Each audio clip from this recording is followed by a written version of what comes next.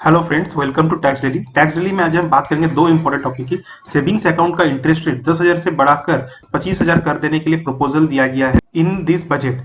बहुत सारे बैंकों ने ये प्रपोजल दिया है कि सेविंग्स अकाउंट का इंटरेस्ट रेट जो डिडक्शन मिलता था 80 के अंदर में, उसे 10,000 से बढ़ाकर 25,000 कर दिया जाए। अनदर इंपॉर्टेंट एक इनकम टैक्स का केस लॉ है, जिसमें बताया जा रहा है कि अगर आपका सेट ऑफ रिलेटेड है, अगर शॉर्ट टर्म कैपिटल लॉस होता है आपको और उसमें आपने एसटीटी पे किया है against STCG not subject to STT is valid for set off. Short term जो है वो अगर एसटीटी पे किया है उसमें 15% का टैक्स रेट लगता है, अगर एसटीटी विदाउट पेड है तो 30% का लगता है।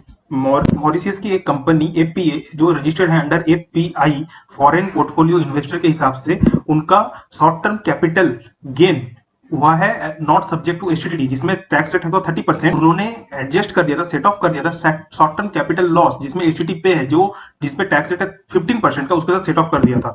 बट एओ ने इसको डिसअलाउ कर दिया, ये कह के कि ये सेट ऑफ नहीं हो सकता है। इसमें आईटीटीएटी का जजमेंट आया है, उसने कहा है जो 70 subsection 2 and 70 subsection 3 income tax act permit करता है set of capital loss against capital gain which is computed under section 48 to section 55, and section 48 to section 55 deal with the computation of capital gain and losses, not with the tax rates। क्योंकि इसका nature of computation similar है तो set of allow किया जाएगा।